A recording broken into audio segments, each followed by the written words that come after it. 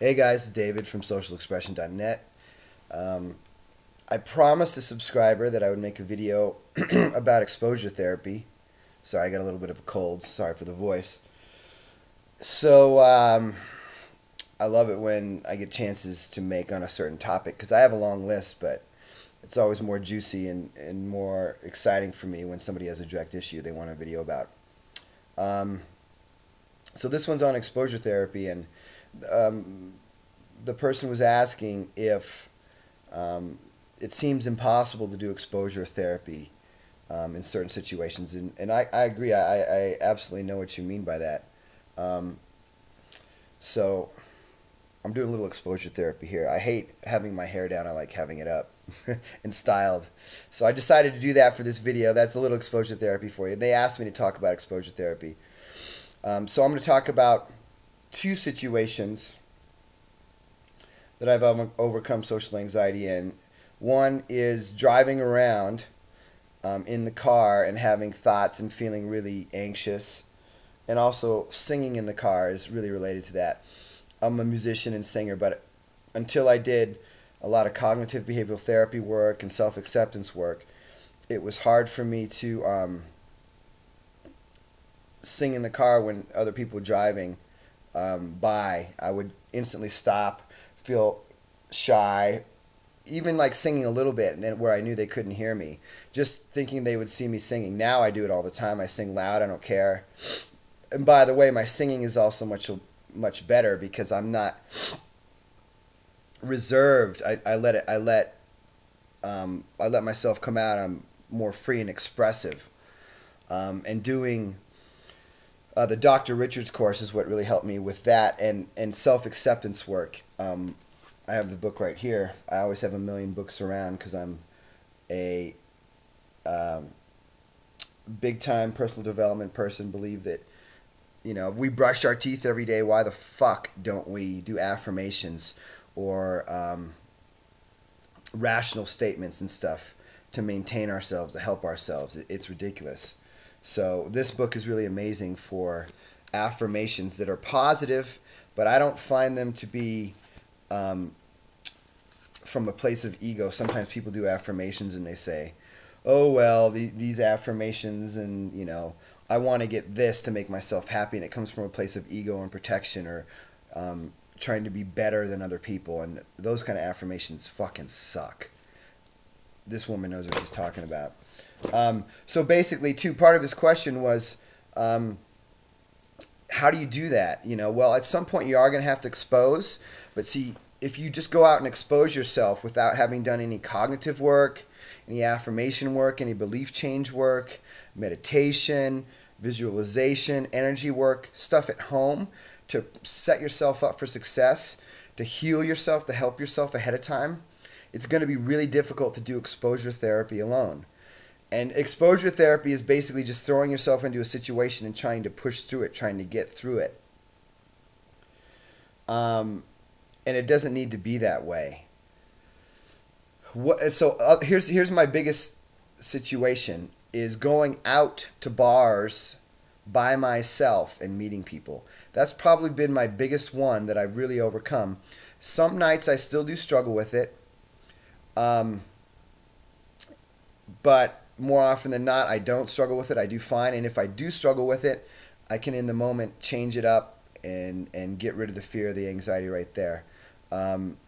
For instance, I used to try to go out by myself and be so afraid that the fear would, before I walked in the bar, the fear would come in, and I physically felt like there was a barrier in front of the bar that I couldn't walk in the bar. Now, sometimes I have that fear and I go, fuck it, into it, because I did all the work, have the tools to thought challenge and fear challenge, so that I can overcome them on the spot. See, it's not been my experience. For a while, I had a honeymoon period where I didn't have very much or any, and I could just go. But that's when I'm going out like shit. I was probably going six nights a week. But if I took a week off and came back, yeah, I'd still have some anticipatory anxiety. I'd still have some fear. But the tools I have and the new thinking I have in place to overcome it when it comes back, if it comes back, when it comes back, allows me to squash it, okay? The thing about fear is that fear is wired into our bodies to be a good thing, okay? So there are rational fears. So obviously with social anxiety, we've put together a story that's created a rational fear, so that's what we're going after. That's what we're trying to change. So doing the cognitive work at home is really important. Dr. Richard's Overcoming Social Anxiety Step by Step is a really good course for this. Helped me a lot, along with other things I have done and continue to do. See, I believe in maintenance. See, I believe there's a statement in Taoism that says it's a dusty world, okay? You need to maintain and do stuff almost every day for your mental and emotional well-being. I don't see why that isn't in our culture. I think it's fucked up. Actually, I do see why. Because they want you to buy a product or a service that will help you feel better, when all you need to do is do some kind of internal work at home. As you can see, this fires me up. I'm really passionate about this. It's no different than brushing your teeth, going to the gym. If you want to be good at a martial art, if you want to be good at rock climbing, if you want to be good at an instrument, do you buy the instrument, play it once, and let it sit over there and get good at it? No, you practice as much as you can. You maintain.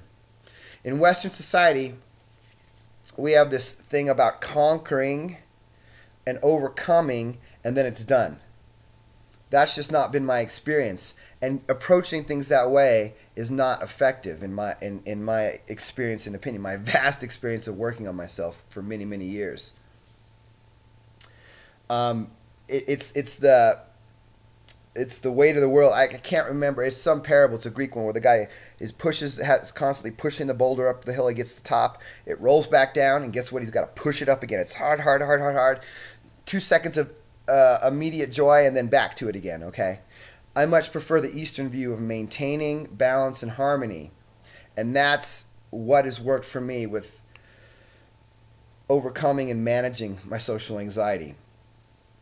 So the answer to your question shortly here is you need to do things at home to support yourself. If you're sitting there stewing in your anticipatory anxiety, you need to start challenging those thoughts and fears right there at home as you're thinking them, because you are thinking them at home. You're thinking them when you write to me on YouTube comment. You're activating it as you think about it, and that's fine. That's what you've been doing. But now it's time to take a look at how do we change that. Self-acceptance, affirmations. I love and accept myself. I accept myself just as I am. Harmony and balance are restored within me.